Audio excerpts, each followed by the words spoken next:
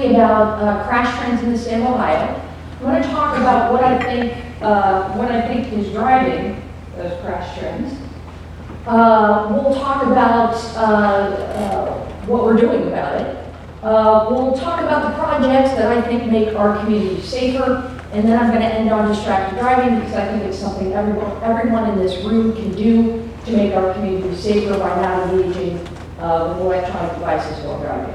So, let's go. Let's start with crash trends.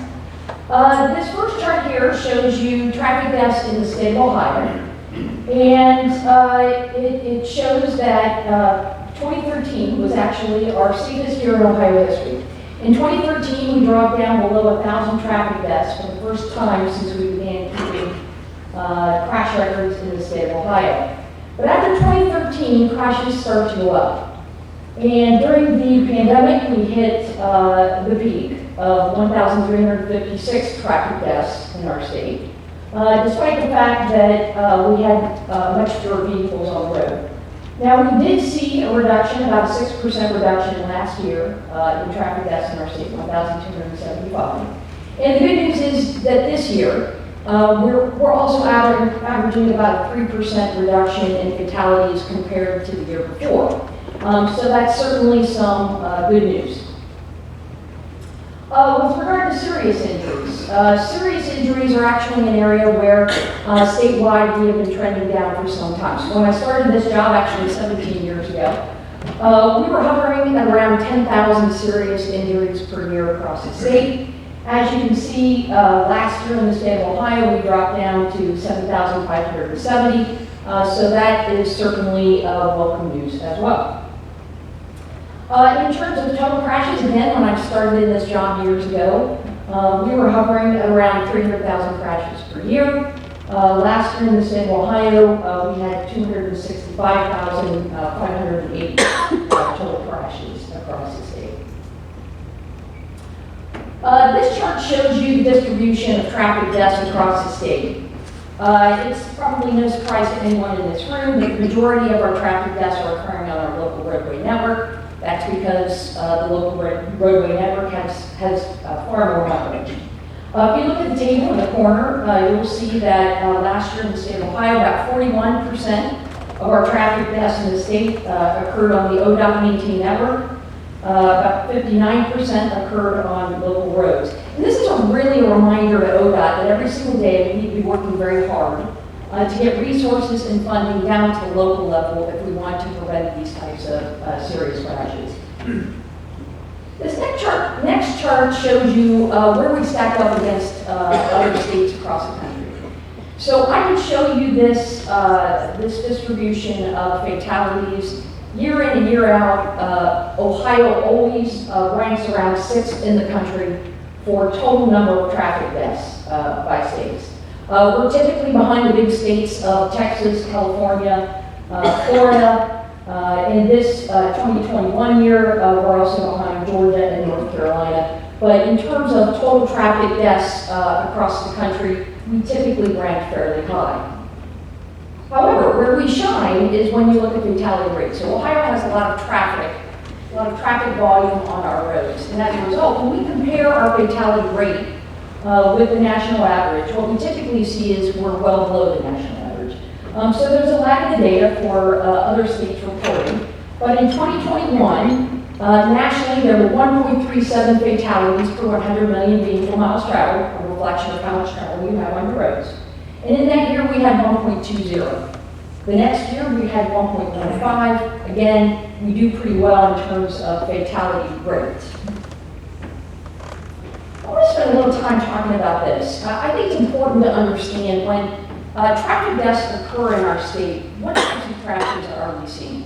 So I could show you again, 2022 would look very much like 2021, 2020, and many years prior to that. The same things always rise to the top in the state of Ohio.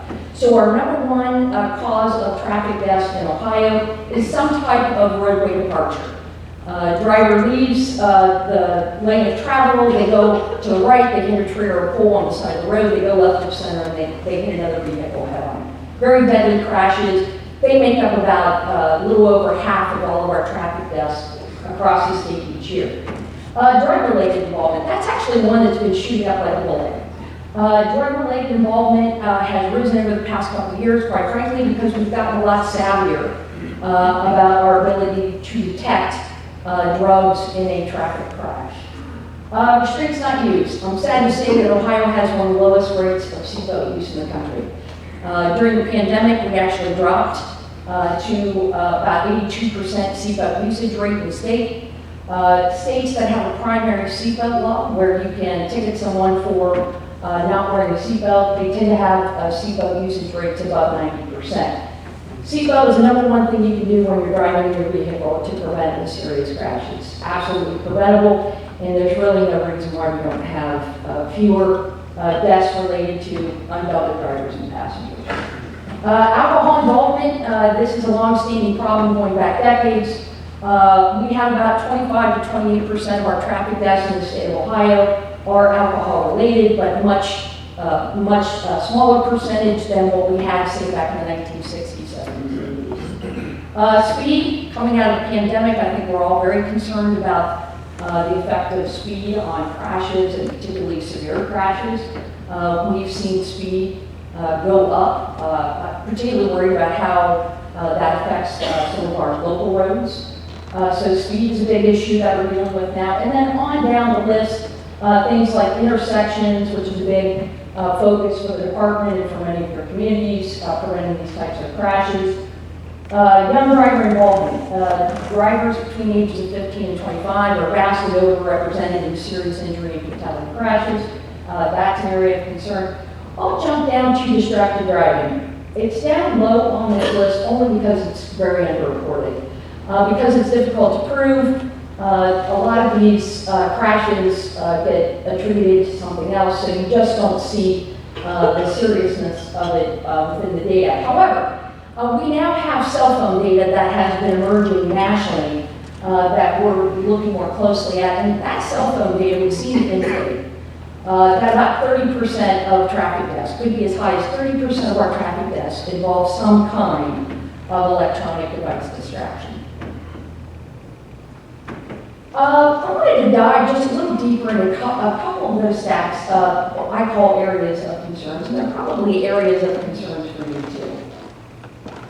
Distracted driving. No question, I believe distracted driving is why we are seeing increases in traffic deaths instead of decreases, despite the fact that our vehicles have gotten so much safer.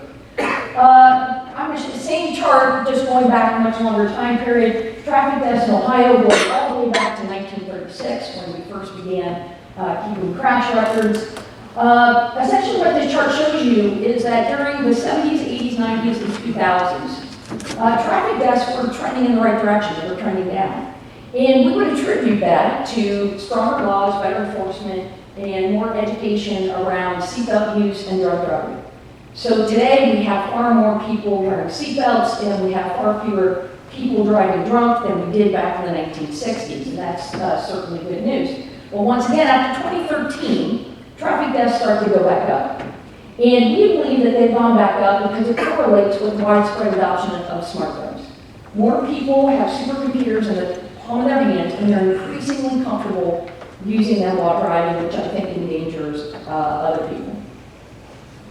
So I want you to think about how the cell phone has evolved over the years. Back in the old days, if you're old enough to remember, we had flip phones. Flip phones were mainly used to talk to people on the phone, which almost no one does now. Very little texting because it was so difficult. Fast forward to today, smartphones are ubiquitous. Millions of Ohio drivers have mini computers in the palm of their hands, and they're using them to call, text, stream videos, play games, and use thousands of apps. In addition to that, the car itself has much more touchscreen integrated features, things like maps and audio. And people, drivers, are increasingly lured to use these devices while driving because people get bored behind the wheel. So let me share with you a couple of examples of how these changes have shown up in crash reports, deadly crash reports.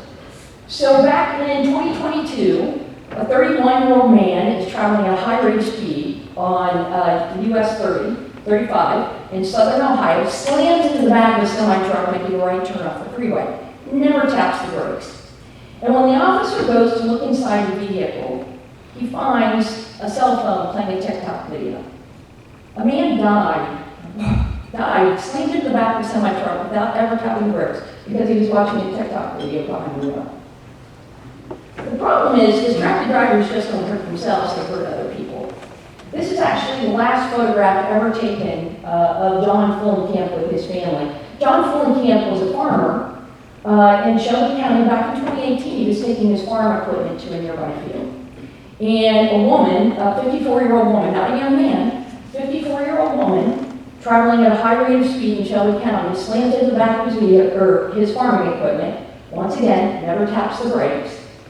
Ejecting him from the vehicle, he dies at the scene. And what the crash investigation later reveals is that she was doing online shopping on her cell phone while driving down the road.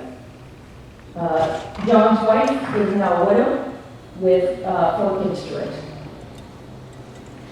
I'm also very concerned, and I'm sure many of you in this room are concerned about the rising number of pedestrian-related deaths in our state and actually nationwide. This chart shows you that in the state of Ohio, traffic deaths involving pedestrians doubled between 2013 and 2022.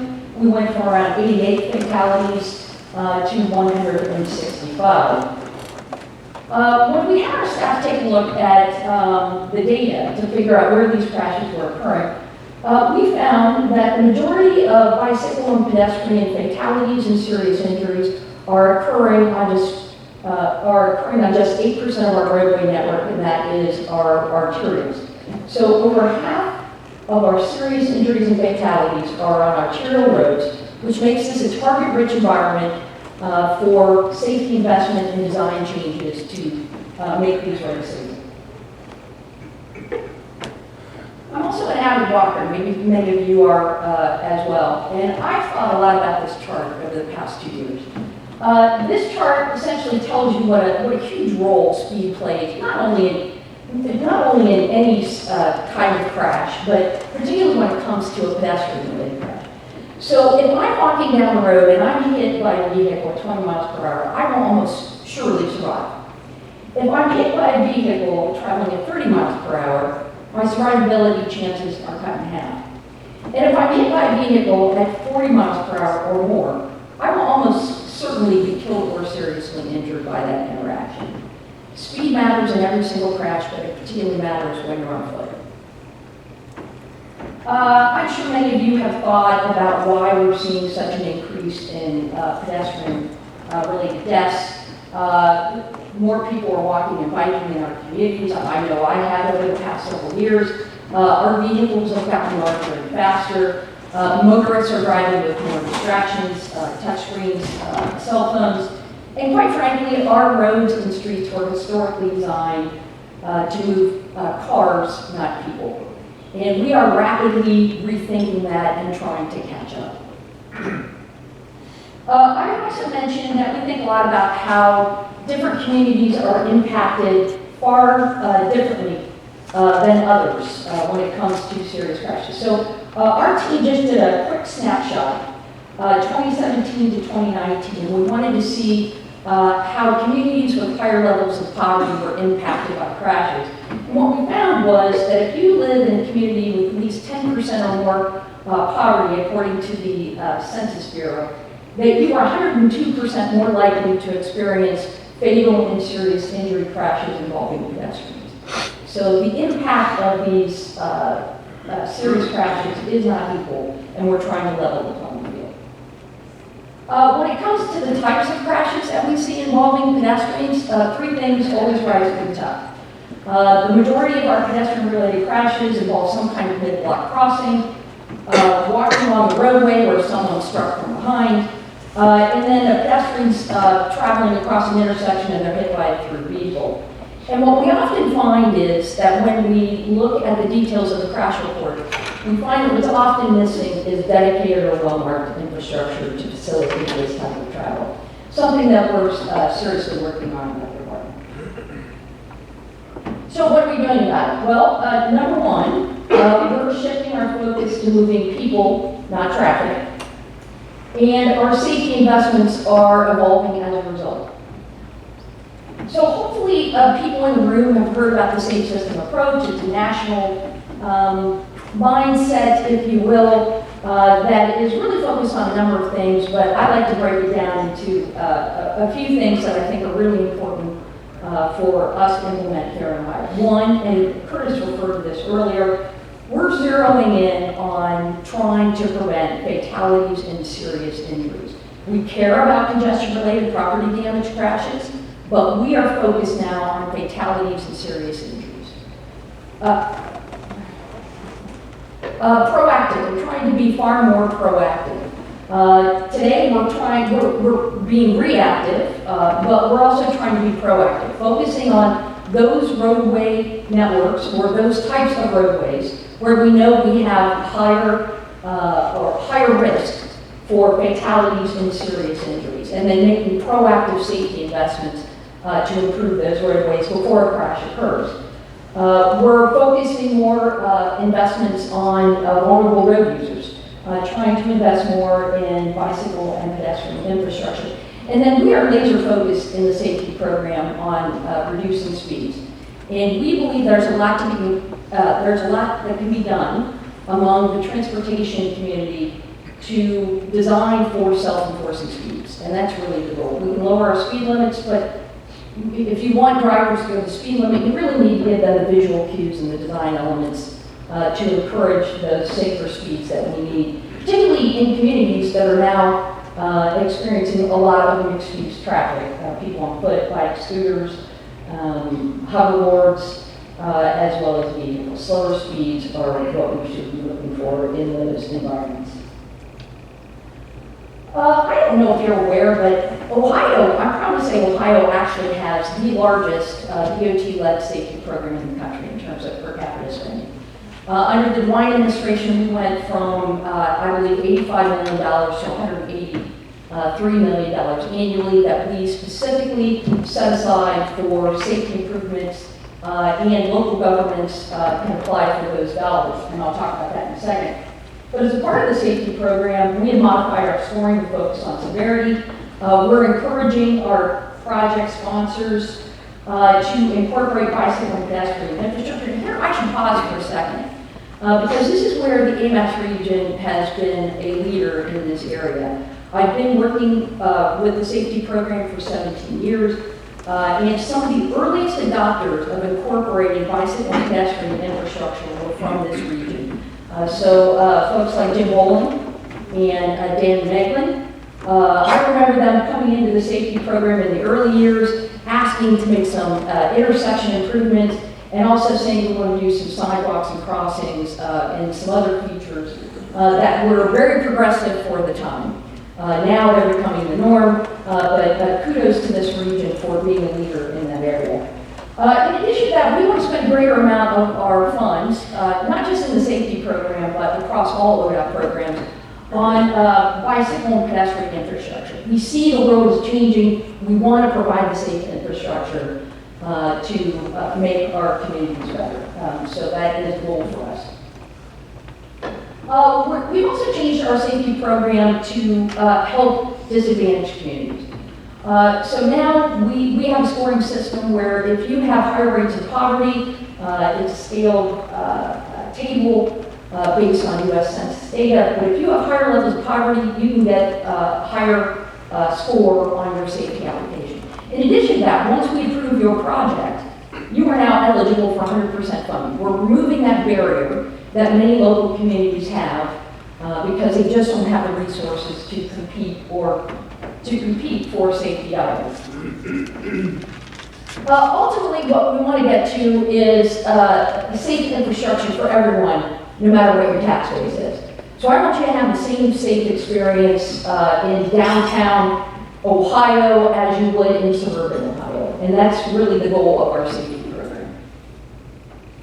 So let me just tell you, I'm going to briefly tell you about the 3 ways that your communities can connect with ODOT safety dollars. One, we award about $120 million a year to local communities and ODOT district offices for larger, more complex safety improvement projects. We typically award up to $5 million. In some cases, we can raise that amount if you've proven that you have a higher safety need. Sometimes we'll provide some flexibility in those dollars. Here we're funding the types of corridor improvements, roundabouts, road cuts, larger safety projects, and all of these are dollars that your communities can apply for. Well, and kudos to Dave Griffith, who is in our District 4 office, who for years has helped funnel those applications through the process and get communities the funding they need to make safety improvements. In addition to that, we implemented 2 years ago an abbreviated safety application process. These are quick hit safety improvements, $500,000 or less if you're a community. You can submit an application any time of the year. We award funding on a quarterly basis, trying to make these dollars available to you much more quickly so that we can make safety improvements faster. And then finally, we have created a brand new systemic safety application program. And this is something that we started 2 years ago. And this is a proactive program targeting projects that implement safety improvements that prevent pedestrian or roadway departure-related crashes. Here, you don't need to have a crash pattern. You need to have a roadway where we know, based on data, that there is a higher risk for pedestrian or roadway departure fatalities. You have to have a proven safety countermeasure, something that we know works in preventing those two types of crashes, and you can apply for funding. $2 million is max for pedestrian. Here, we've had communities come in. They request $2 million. They're going to do a series of high visibility crossings, pedestrian signals, curb bump outs within a corridor, or we have areas where maybe rural communities where we have several rural curves where if we could widen and pave it, we provide more recovery area to prevent a roadway departure crash. So those are dollars that are also available to you. I just wanted to show briefly how much our safety investments have increased as a result of the increase in funding that we had here. So prior to the DeWine administration, between 2015 and 2018, we spent about $300 million on safety through the Highway Safety Program. After the DeWine administration, 2019 through 2023, we doubled that amount to over $600 million worth of investment. That's where I think we need to be in terms of preventing fatalities and serious injuries in Ohio, making these dollars available, more dollars available. In addition to that, I wanted to show you how much our bicycle and pedestrian investments have grown over the years. As you can see, 2020 through 2023, we did okay. We could do better. But you can see in 24, 25, and 26, some of these programs, like our systemic safety program, focused on pedestrian safety, how these programs and application cycles are helping us ramp up our investments in this dedicated, well-marked infrastructure across the state. I would also note that in 24, 25, 26, we're still taking applications, so those investments will continue to grow. But I'd also like to point out, too, that it's not just the safety program that is increasing its focused investment on bicycle and pedestrian safety. When we took a snapshot at Ellis, our project tracking system, and this is just construction funding only. But once again, as you can see, 24, 25, 26, we are significantly increasing our investments in bicycle and pedestrian infrastructure. And we will continue to lead and push other programs to make these considerations a normal part of our transportation development process where the context is appropriate. So here I want to pivot and I want to share with you just a couple key strategies that I think make our community safer and where we would like to encourage more of these types of projects. Roundabouts. We love roundabouts. In the past year, the safety program alone has approved something like 42 roundabouts. We're reviewing another 19 roundabouts this fall. We're bullish on roundabouts. Roundabouts are awesome because they work. They are the one thing that I know that if we fund and we construct, that we are almost sure to never see a fatal crash again. They become so rare. When we look at national research, we see that when We put in roundabouts that we reduce serious injuries, fatal and serious injuries, between 78 and 82% over a traditional intersection where we have signals and safe turn. So roundabouts work. They work because they eliminate the left turns and the T-boning that occurs at intersections, which can be dangerous. They also eliminate the high speeds. The higher the speed, the greater the severity. It's very difficult to travel at high speed into a roundabout. If you do, you're probably going to go right over it. Which has actually happened once, that I know of at least. Someone was drunk. Traffic calming. We can design our roads to encourage the speeds we want. That is something that we are thinking a lot about internally and thinking about how we can modify our programs and our training to implement these types of improvements. We also have a new multi-modal design guide, which I would like to think will help us achieve some of those goals. Faster is not always better, wider is not always better. So we would definitely, where the context is appropriate, build more road diets, bump out to medians, and once again, roundabouts. Separate facilities where possible. They are safer. So we want to build more bicycle and pedestrian infrastructure. We're thinking in terms of people, not just cars. We want to fund more high visibility crossings, particularly mid-block crossings too. Ped-activated signals, sidewalks, bike lanes, and shared use paths, and hopefully you're seeing more of those types of investments being done by the department. And then finally, a strategy that I definitely know will work is that if everyone in this room would choose to lead by example. You could choose to drive hands-free and avoid screen interaction, and I guarantee you will make yourself safe and your community safer. If you are someone who is easily distracted by the phone, and admittedly, who isn't, they're ubiquitous. We're somewhat addicted to them. If you are someone who is easily distracted, there are settings that you can download on your phone to silence your notifications. Super easy. If you go to our website, phonesdown.ohio.gov, we can show you how to do it. But if you would have contacted, and actually somebody did try and call me because I was running late. And when you try and contact me, particularly if you send me text, you'll get a notification from me audibly. And it says, hey, I'm driving, I'll see your text and respond when I'm parked somewhere safe. And then I encourage other people who've seen that message to download that setting on their phone too. So that's where you can be a leader. You can be a leader by not interacting with screens and phones while you're driving. And you can download these settings and encourage your friends and family to do it too. The other thing that's so simple, you can speak up.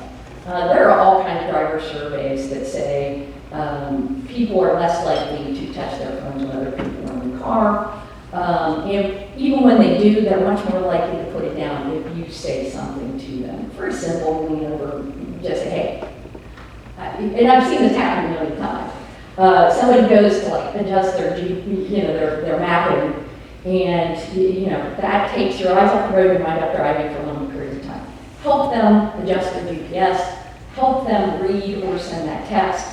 But whatever you do, don't let them pick up that phone and start interacting with it. It endangers you and endangers other people. Let me see a show of hands. How many people know that there's a new hands-free law in the state of Ohio? Let's see a show. Okay, that's good. That's good. I get a sense that people know about it. Now it's just a matter of changing the behaviors that the law is trying to inculcate. So we do have a new law in the state of Ohio. If you caught any of the news coverage around the state yesterday, the governor just announced that now the enforcement period has begun. We're no longer writing warnings. We're now in fines and holds. So as part of that, I'll just recap. You can't be holding your phone while you're driving or any electronic device.